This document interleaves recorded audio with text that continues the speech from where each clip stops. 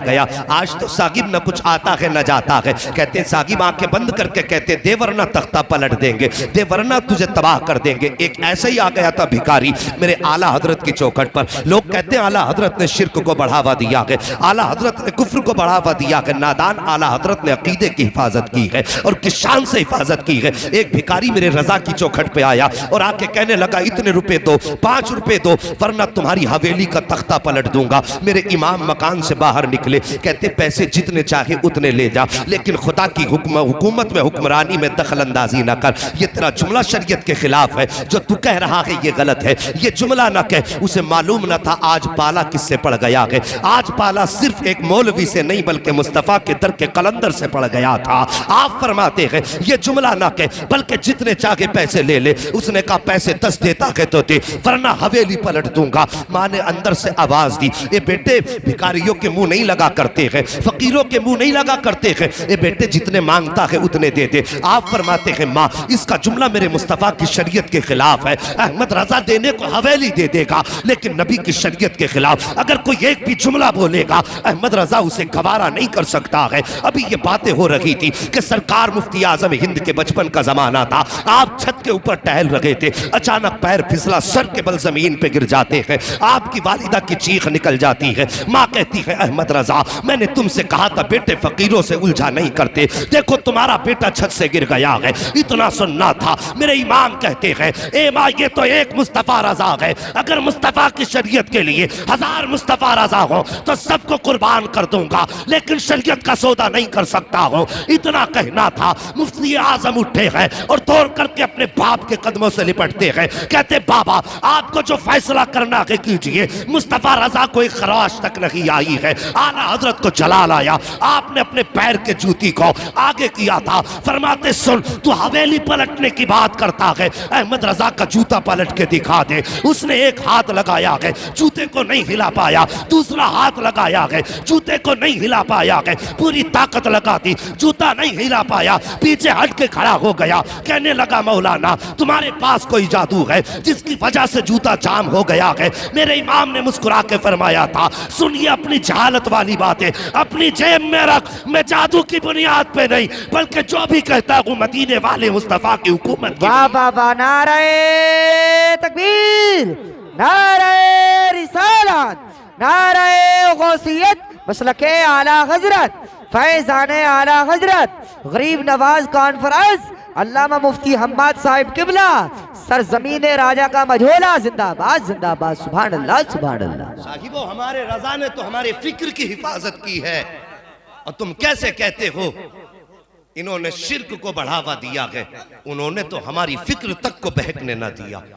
उन्होंने तो हमें सिखाया है कि खुदा परस्ती क्या है, अल्लाह की इबादत क्या और उसकी बंदगी क्या है। साहिब तो आज आ जाते हैं हमारे मोहल्लों में आके कहते हैं साहब मुझ पे इतने हैं, मुझ पे इतने, मैं यूं कर दूंगा। और मेरी भोली भाली मुस्तफ़ा की उम्मत, मैं तुमसे एक बात कहूं, कभी किसी के झांसे में ना आया करो। होता वही है जो रब चाहता है। मानेंगे इस बात को? होता वही है जो रब चाहता है, लेकिन उसे मनाने के अंदाज अलग होते हैं। मनाने के अंदाज अलग होते हैं। एक बुजुर्ग थे तो जिस बस्ती में वो रहा करते थे वो बस्ती नदी के किनारे थी। नदी के किनारे बस्ती, अचानक उस बस्ती की नदी में आया पानी बहुत तेज और थोड़ा थोड़ा पानी रिसने लगा।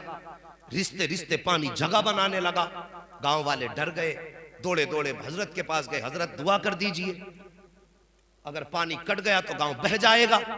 आपने अपनी लाठी उठाई और वहीं गए जहां पे पानी कट रहा था। और जाने के बाद करना क्या था? कटते हुए पानी पे मिट्टी रखनी थी या हाथ लगा के रोकना था। लेकिन बस दीवानों की नजरों को जहां देख रहा है, दीवाना खुदा जाने कहां देख रहा है। और दीवाने को तहकीर से दीवाना ना कहो, दीवाना भी कुछ सोच के दीवाना बना। हाँ, करना क्या था कि पानी बंद करना था। लेकिन साहिब किया क्या इन्होंने? जाकर के जहां पानी खुल रहा था और रास्ता बनाना शुरू कर दिया। हमारी कौम भी बड़ी अजीब है, एकदम सर पे बैठाती है, एकदम फेंक दिया करती है। न तहकीक की फुर्सत न जानकारी की। कभी ये सोचते नहीं यार देखो इसके पीछे राज क्या है। जैसी पानी कटना शुरू हुआ लोग दौड़े, कहने लगे ये बाबा तो मरवाए बैठा है, इससे बेहतर था इसे बताते ना जा करके, ये तो खुद डुबाने पे लगा हुआ है। गांव वालों ने घर खाली किए, भागना शुरू कर रहे थे। अचानक जब पानी आप खोल रहे थे पानी खुद ब खुद बंद होना शुरू हो जाता है। और जब आप हाथ झाड़ते हुए वापस आए हैं लोग फिर आ गए, कहने लगे हुजूर बताइए तो सही ये पानी कैसे आपने रोक दिया। आप फरमाते हैं मैं गया पानी बंद करने के लिए था। कहा हजरत जी फिर खोला क्यों था जाकर के। कहने लगे सुनो तुम नहीं जानते हो, मैं जाके किनारे पे खड़ा हुआ, मैंने कहा या अल्लाह अगर ये अपनी मर्जी से है तो मालिक इसे बंद कर दे, और ये तेरी मर्जी से चला है तो फिर मैं भी तो तेरा बंदा हूं, मैं तेरे काम में हाथ क्यों ना बटाऊं। मैंने खुद तेरा काम आसान करना शुरू किया है। आसान से मतलब ये नहीं माज़अल्लाह के रब के लिए कोई मुश्किल काम हो, का तेरे काम में मैं खुद शरीक हो गया हूं, का जिसमें तू राजी है उसमें मैं राजी हूं। जैसे मैंने इतना कहा था आवाज आई थी बंदे अब तू बता क्या चाहता है। मैंने कहा मालिक पानी बंद कर दे, का इतना कहना था दरिया ने अपना रुख ले लिया है। ये मुस्तफा के उम्मत के अदाओं वलियों की अदाएं होती है, और ये अदाएं कब बनती है जब मुस्तफा की उम्मत को अपनी रजा को खुदा की रजा में ढालना होता है। तभी तो डॉक्टर इकबाल ने कहा था कि खुदी को कर बुलंद इतना कि हर तकदीर से पहले खुदा बंदे से खुद पूछे बता तेरी रजा। बाबा नारे तकबीर, नारे रिसालत, नारे गौसियत, मसलके आला हजरत, फैजाने आला हजरत, गरीब नवाज कॉन्फ्रेंस, अल्लामा मुफ्ती हम्माद साहिब किबला, सरजमीन राजा का मझोला, जिंदाबाद जिंदाबाद, सुभान अल्लाह सुभान अल्लाह। समझ में आ गई। और मैं कहता हूं साकिब वो अगर घर पे फकीरी और गरीबी डेरे डाल ले और तेरे घर में अगर फाके होने लगे तो किसी अमीर की चौखट पे हाथ फैलाने मत जाना, किसी जमींदार के आगे कट्टा लेके मत जाना कि मेरे बच्चे भूखे हैं इसे कुछ दाना दे दो। चंद टकों के बदले में किसी की चौखट पे ईमान मत बेचना। अगर गरीबी तुम्हारे दरवाजे पे डेरा डाल लेना तो जाना मस्जिद के दरवाजे पे जाकर के बैठ जाना। तवज्जो है, मस्जिद के दरवाजे पे जाके बैठ जाना और अल्लाह की रजा के लिए जो नमाज पढ़ने आए हैं अपने कपड़े से उनके जूते साफ करना, और ये सोच के करना कि मैं उन लोगों के जूते साफ कर रहा हूं जो मेरे रब की बारगाह में सजदा करने आए हैं। खुदा की कसम मुसीबतें कितनी भी बड़ी हो और ये 40 दिन अमल करके देखना, और फिर अल्लाह की रहमतें अगर तेरे घर पे डेरा ना जमा ले तो फिर आके गरेबान पकड़ ले। हमें तो उससे लेना ही नहीं आया, हमें उससे मांगना ही नहीं आया, हमने उसे राजी करने का कभी सोचा भी नहीं। अल्लाह अकबर, तुम्हारे दरवाजे पर अगर ऐसा कोई ढोंगी आ जाए कि मेरे हिस्से में इतने, मेरे कब्जे में इतने हैं, तो कभी उसके झांसे में मत आना। समझ रहे मेरी बात? उसके झांसे में मत आना। कोई बीमारी होती है डायरेक्ट कहते हैं इसे तो करा दिया है पड़ोसी ने। इन मियाओं ने कौम को आपस में ऐसा लड़ा दिया, भाई को भाई का दुश्मन बना दिया। कहते बहुत बड़ा जादू तुझ पे है, वो बेचारा डर जाता कितना बड़ा जादू है, कराया किसने, कुछ तो बताओगे? कहता कि हाँ कद लंबा है, सेहत अच्छी है, तंदुरुस्तता है और रंग उसका गेहुआ है। एक बात बताओ, मैं अगर ये पहचान किसी को बता के जाऊं तुम्हारे गांव में कितने लोग ऐसे निकलेंगे? सैकड़ों निकलेंगे ना। तो जब किसी को बीमारी है तो कहता जरा करीब में नजर दौड़ा, तो एक आध तो मोहल्ले में निकल ही आएगा। और अक्सर मियां क्या करते हैं, मुझे देख करके मेरे भाई का अंदाजा लगाते हैं। मैं इनके ढोंग बता के जा रहा हूं, मेरी कौम किसी के बहकावे में मत आना। मेरी तकरीर तबे यार को बेचैन करती है, सबब क्या है वही कहता हूं जो दिल पर गुजरती है। सबसे पहले अगर आप जाएंगे तो आपके नक्शे के मुताबिक आपके भाई का नक्शा आपके सामने रखेंगे। आप कहेंगे बिल्कुल सही कहा, कि कौन है कि मैं समझ गया। वहां से ये कह के आएंगे और दिल में गुबार पैदा हो चुकेगा कि मुझे जादू कराने वाला मेरा ही भाई निकला, और यहीं से नफरतें पैदा शुरू हो जाती हैं। यहीं से हमारे दरमियान फिर अदावतें शुरू हो जाती हैं और फिर झगड़े इतने बढ़ जाते हैं कि भाई भाई को पानी पिलाने तैयार नहीं है, अपना अपने को माफ करने के लिए तैयार नहीं है, एक दूसरे के दस्तगरेबा रहते हैं, सोचते मैं इसे तबाह कर दूं, वो सोचता मैं इसे तबाह कर दूं। जब तुम्हारे जहन में ये बात आई कि इसने जादू कराया है तो फिर तुम उसके साथ गलत करोगे। जब तुम गलत करना शुरू कर देते हो तो फिर वो सोचता मेरा भाई मेरा दुश्मन हो गया है। पहले कोई दुश्मनी नहीं थी, अब दुश्मनी बढ़ती चली जाती है। साहिब ये ईमान नहीं है, ये मुस्तफ़ा का दिया हुआ दीन नहीं है। दीन तो ये था उनके दरवाजे का। अगर तुझे अल्लाह ने दौलत वाला बनाया है भाई, अगर तेरी करवट में रहता है, गरीब है, ठेला चला के बच्चों के गुजारे करता है, और तेरे दस्तरखान पे रोज गोश्त और मुर्ग मुसल्लम उड़ाए जाते हैं, और तेरा भाई कभी चटनी से खा रहा है, कभी दाल को तीन टाइम खा रहा है, तो हमारा इस्लाम तो ये है कि जिस दिन तेरे दस्तरखान पे अच्छा खाना बन जाए, थोड़ा सा प्याली में ले लेकर के गरीब भाई के दस्तरखान पे चला जा और उसके दस्तरखान पे जाकर के बैठ, अपने हाथ से लुकमा तोड़ और तोड़ने के बाद भाई के मुंह में दे दे। खुदा की कसम जिस दिन ये प्यार हमारे बीच में आएगा, इधर तुम मुस्कुराओगे, उधर मदीने वाला मुस्तफा मुस्कुराने लग जाएगा। ये है इस्लाम। तो हमारी कौम को तबाह कर दिया इन झूठे और मक्कार फरेबी पीरों ने, जो इस तरह के दावे हमारी कौम में किया करते हैं। तुझे जादू करा दिया। याद रखना, कोई भी मुसीबत हमारे दरवाजे पर उस वक्त तक नहीं आती जब तक रब की मर्जी नहीं होती है, और वो मुसीबत हमारे अमाल के सबब होती है। अगर घर में मुसीबतें आए तो पड़ोस में मत टटोलो किसी को, अपने दिल में झांको कि यार मैंने कितने गुनाह किए हैं इस महीने में, मैंने अपने रब को कितना मनाया है। मेहरबानी करना, आइंदा इस अपने अकीदे की हिफाजत रखना। किसी भी यारे गैरे के कहने पे ईमान का सौदा मत कर देना। समझ रहे मेरी बात? ईमान का सौदा मत कर देना। सरकार गरीब नवाज अल्लाह अकबर आपकी चौखट पे जिन्नात भी पहरे दे रहे हैं, उनके तर की नौकरी कर रहे हैं। अल्लाह अकबर। बुजुर्ग ने वो लुकमा खिलाया, लुकमा हलक से उतरा, उतरने के बाद फिर वली की तलाश, मुर्शिद की तलाश। निशापुर पहुंचे, ख्वाजा उस्मान हारूनी का दामन थामा, आपने बुलाया, बुलाने के बाद बैठाया, फरमाया बेटे मोइन का जी का जरा देखो तो सही, ऊपर क्या नजर आ रहा है? कहने लगे हजरत जी एक आसमान दिखाई दे रहा है। नीचे देखो क्या दिखाई दे रहा है? हुजूर जमीन दिखाई दे रही है। फरमाया ये और पढ़ो। आपने पढ़ना शुरू किया। फरमाया अब बता अब क्या दिखाई दे रहा है? जब निगाह डाली कहने लगे हजरत तहतुस्सरा नजर आ गया है। कहा ऊपर देखो। जब ऊपर देखा तो मुस्कुरा के कहते हैं अब तो अर्श मुअल्ला नजर आ गया है। अल्लाह अकबर। ये तरबियत मुर्शिद ने की, ये तालीम मुर्शिद की, ऐसे तरबियत की। और जब तालीम और तरबियत मुकम्मल हो गई कहने लगे चलो अब रब की बारगाह में चलते हैं। अल्लाह अकबर। इतना सस्ता नहीं है मेरा गरीब नवाज जितना लोगों ने समझ रखा है। बड़ी शान वाले हैं, अजीम रुतबा ख्वाजा गरीब नवाज का है।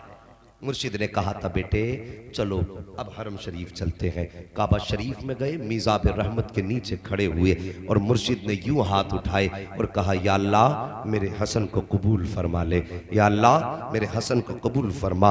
जैसे ख्वाजा उस्मान हारून ने इतनी बात कही थी, आवाज आई थी, हमने हसन को कबूल भी फरमा लिया है, अपने वलियों की लिस्ट में इसका नाम तहरीर भी फरमा दिया है। ये मकबूलियत मिली वहां से। फिर मुर्शिद ने क्या कहा? मुर्शिद कहने लगे बेटे यहां मकबूलियत की सनद मिल गई है, अब मोहर मदीने लगेगी। हाँ, किसी ने कहा ना लौट कर आ गया मक्के से मदीना न गया, जाता भी कैसे जब आका ने बुलाया ही नहीं है। लोग सोचते तवाफ कर लिया हज मुकम्मल हो गया। मैं कहता हूँ साहिब तवाफ का नाम हज है, कुर्बानी का नाम हज है, अरकान का नाम हज है, लेकिन मकबूलियत की सनद मुस्तफ़ा के मदीने से मिला करती है। समझ रहे आप? मुर्शिद ने क्या कहा बेटे मकबूलियत हो गई है, अब सनद पे मोहर मदीने में लगेगी। आपने अपने मुईन का हाथ थामा है, सफर करते करते मुस्तफ़ा के मदीने आए हैं। और जब आए हैं ना, मुर्शिद ने कहा था बेटे मुस्तफ़ा को सलाम करो। अल्लाह अकबर। आज हाजी मदीने जाते हैं, हज करने वालों से पूछो जब सुनहरी जालियां नजर आती है, खुदा की कसम आंखें बरसना शुरू हो जाती हैं। जालियां तो बहुत बड़ी बात है, जैसे कि मीनारों पे नजर पड़ती है मस्जिद नबवी की, हाजी के दिल की धड़कन तेज होना शुरू हो जाती है। और जब हाजिरी होती है दयारे पाक में, फिर दिल की हालत न पूछो। दिल अपने कब्जे में नहीं रहता, फिर तो ऐसा लगता है निगाहें उनकी होती हैं, दिल पे कब्जा भी मदीने वाले का रहा करता। यह हालत हाजी के दिल की होती है। उसके बाद आप फरमाने लगे बेटे चलो अपने नबी को सलाम करो। मेरे गरीब नवाज ने कहा अस्सलातु वस्सलामु अलैका या, आप भी कह दो अस्सलातु वस्सलामु अलैका या रसूल अल्लाह इतना कहा है, या रसूल अल्लाह, अल्लाह अकबर। गुंबद खजरा से आवाज आई है, वालेकुम या शेखुल अख्ताब। ये जुमला मेरे नबी ने फरमाया है। अल्लाह अकबर। मुर्शिद ने आगे बढ़ करके गरीब नवाज की पेशानी चूमी और फरमाया, बेटे मुबारक हो, यहाँ से कुतुबियत की डिग्री अता कर दी गई है। अल्लाह अकबर। सरकार गरीब नवाज ने 2 साल तक, आज लोग कह दिया करते हैं कि साहब फकीरों की लाइन अलग होती है, वलियों की लाइन अलग होती है, मौलवियों की लाइन अलग होती है। ये जागिल है, नादान है, लोग गवार है जो सीधी सादी कौम को धोखे में डाल लगे हैं। मेरे गरीब नवाज के पास इल्म नहीं, ऐसा नहीं। गरीब नवाज ने 2 साल तक मुस्तफा के मदीने में बैठ करके हदीस का दर्स दिया है। 2 साल तक बैठ करके हदीस पढ़ाई है गरीब नवाज ने, 2 साल तक पढ़ाया। आप वापस आ गए अपने मुर्शिद की बारगाह में। जब वापस मुर्शिद की बारगाह में आए, कुछ दिन के बाद मुस्तफा के मदीने से बुलावा आया। तवज्जो करना, पहले मुर्शिद के साथ गए थे, अब आका ने फरमाया, मोइन हमसे मिलने के लिए आओ।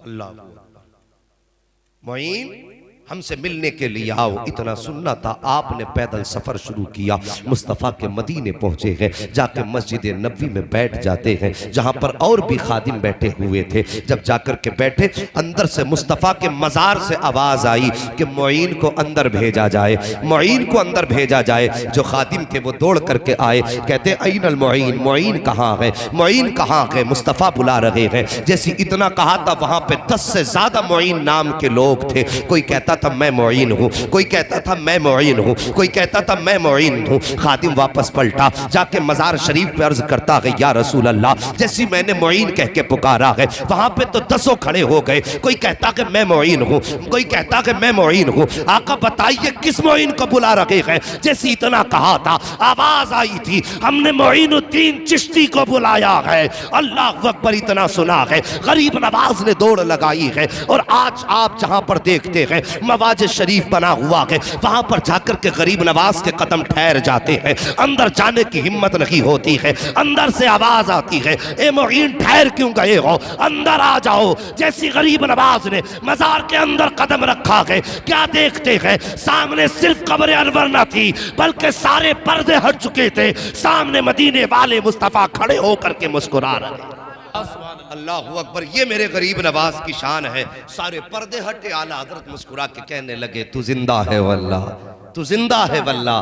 मेरे चश्मे आलम से छुप जाने वाले मेरे सरकार ने गरीब नवाज को बगैर किसी पर्दे के अपने जलवे दिखाए। और उसके बाद फरमाया, मोइन तुम्हें हिंदुस्तान जाना है, वहां जाकर के लोगों तक मेरा दीन पहुंचाना है। और सुनो, तुम्हें अपना ठिकाना अजमेर को बनाना है। अल्लाह अकबर। ये मेरे नबी बता रहे हैं, इसीलिए तो सरकार गरीब नवाज को अताए रसूल कहा जाता है।